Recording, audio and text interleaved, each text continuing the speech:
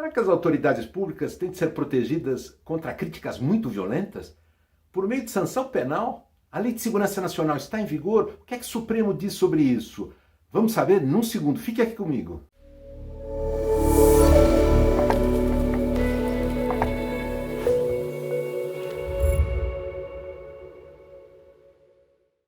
Em meio à pandemia, o presidente da República incentivou seus apoiadores a invadirem hospitais públicos e registrar irregularidades.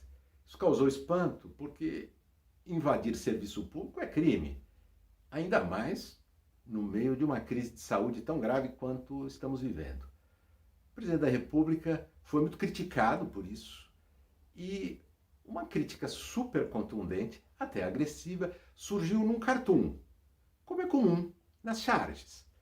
Aroeira, um artista muito conhecido, fez uma charge tomando a Cruz Vermelha da Saúde e mostrando um desenho do presidente da República pichando essa cruz com a suástica nazista e dizendo a quem ouvia: vamos embora invadir outros hospitais.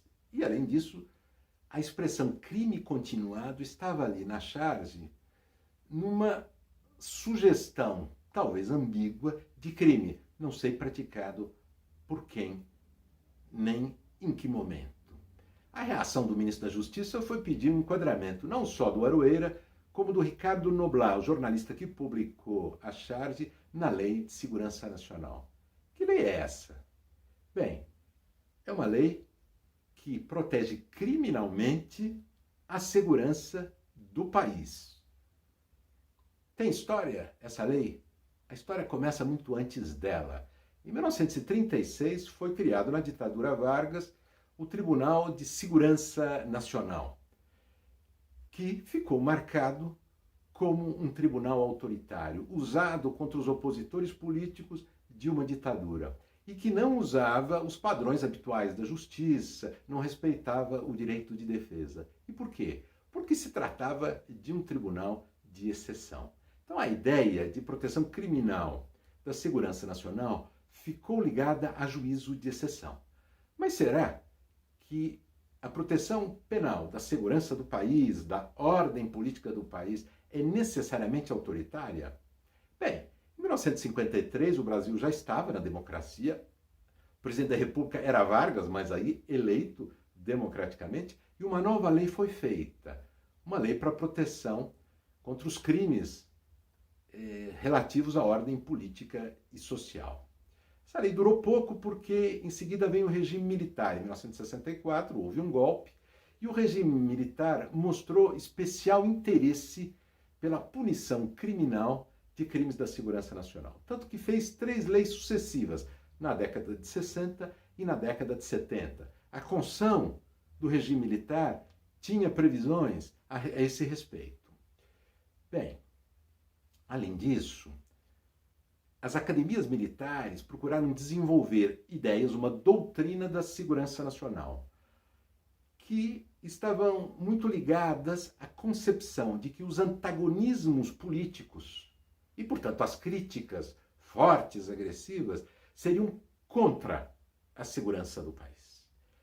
Além disso, essas leis tinham uma quantidade enorme de tipos penais que podiam ser usados contra os opositores e efetivamente foram durante todo o período militar. E, por fim, o aspecto mais importante. A justiça militar é que julgava esses crimes, mesmo quando a acusação fosse contra civis. Portanto, claramente, um tribunal de exceção.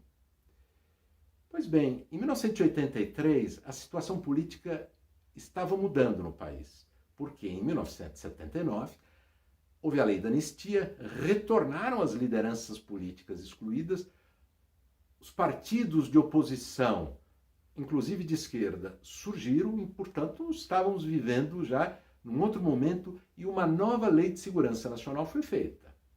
A Lei de Segurança Nacional de 83, ela nunca foi revogada. Será que ela ainda está em vigor? Qual é a característica dela? Bem, umas características importantes.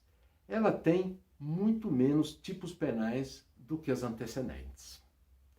A segunda, os seus tipos penais, no geral, reproduzem tipos que estão previstos em leis de países democráticos justamente para proteger a ordem democrática.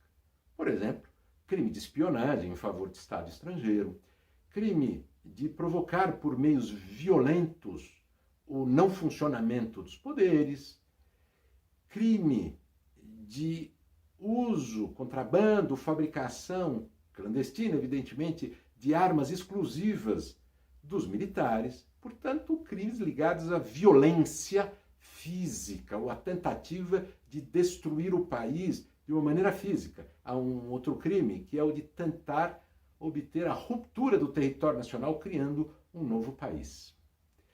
Mas sobreviveram, nos artigos 22 e 26, por exemplo, tipos que estão ligados a uma visão de criminalização da propaganda, da palavra, da crítica. Inclusive o crime de calúnia e difamação contra os chefes dos poderes da República. Não só o presidente da República, mas também do Poder Legislativo, por exemplo. Esta lei continuou a ser aplicada pela Justiça Militar. E, portanto, uma lei que continuou marcada, apesar de ela já ser uma lei mais branda do que as anteriores, pelo autoritarismo da justiça de exceção. Em 1988 foi editada a Constituição Democrática pela Assembleia Constituinte. Será que a Constituição é contra a punição de crimes contra a ordem política? Ao contrário, ela prevê crimes políticos, ela rejeita, repudia o terrorismo, ela manda punir gravissimamente as ações dos grupos armados contra a ordem constitucional, a ordem democrática. Portanto, ela não é incompatível com a existência de tipos penais para proteger a ordem política. Mas houve uma mudança muito importante que repercutiu na Lei de Segurança Nacional. A competência para julgar crimes políticos foi retirada da Justiça Militar e atribuída à Justiça Federal, que é uma justiça comum, que aplica as normas normais de processo penal e as garantias de ampla defesa. A partir de 1988, diminuiu muito o número de casos de acusações penais ligadas a esta lei de segurança nacional. Mas elas continuaram existindo. A pesquisadora da Escola de Formação Pública, Laura Kristen, fez uma pesquisa sobre toda a jurisprudência do Supremo Tribunal Federal a respeito da Lei de Segurança Nacional, desde 1983, quando ela foi editada, até hoje. E ela constatou coisas interessantes. Em primeiro lugar, nos anos anteriores à Constituição de 88, havia ainda um conjunto de ações acusando pessoas de cometer crimes por críticas, por propaganda. E o Supremo reconheceu que isso estava em vigor, mas a tendência foi de mitigar a aplicação. A partir de 88, esses casos desaparecem, mas continua a haver ação penal em relação a esse assunto e muitas discussões para distinguir o crime político, que é de competência da Justiça Federal, de outros crimes que podem ter alguma semelhança, que são da competência da Justiça Estadual, da Justiça Comum, por exemplo. Ações em que se discutiam se um crime era político ou não para fins de extradição, e aí os tipos da Lei de Segurança Nacional foram analisados pelo Supremo Tribunal Federal. Mas algumas das constatações importantes que vale a pena aqui destacar. A primeira é: os ministros criticam a lei, mas nunca a declararam inconstitucional.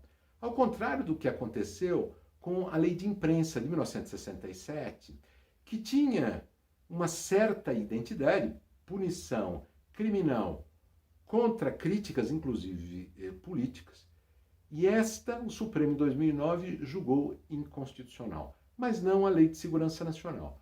Possivelmente pelo fato de que vários dos seus tipos, eles são normalmente previstos em legislações equivalentes em países democráticos. Mas as críticas ao legislativo por não atualizar essa lei são críticas ligadas ao simbolismo da manutenção de uma lei que nasceu à época da justiça de exceção. Embora a justiça de exceção não exista mais, parece inconveniente do ponto de vista simbólico manter esta lei.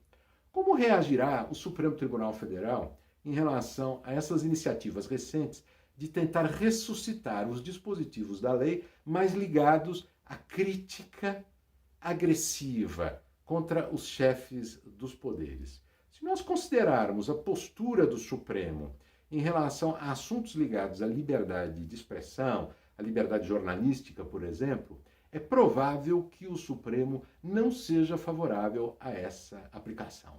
Nós vivemos em um outro momento, como mostra o livro recentemente lançado do professor Gustavo Binemboim, que eu indico para vocês, que se chama Liberdade Igual, em que ele analisa com uma linguagem muito simples, casos bastante provocativos que têm a ver com as múltiplas liberdades, a liberdade política, a liberdade de expressão, a liberdade existencial, a liberdade religiosa. E ali está um retrato, assim como no trabalho da pesquisadora Laura, do nosso período democrático e dos valores que o inspiram.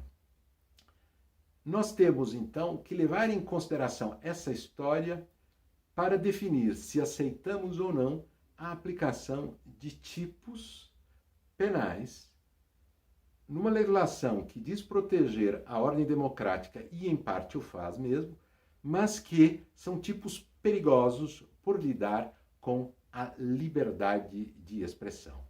E é um assunto delicado, porque hoje em dia muitos grupos alegam estar exercendo a liberdade de expressão para se organizarem e caluniar e difamar sistematicamente os adversários políticos. Eu deixo para vocês se aprofundarem nesse assunto as indicações dos dois trabalhos acadêmicos que eu mencionei aqui para vocês, que valem a pena, são belos trabalhos, e convido vocês a curtir esse canal, que é um canal de pesquisas e de ideias em direito público.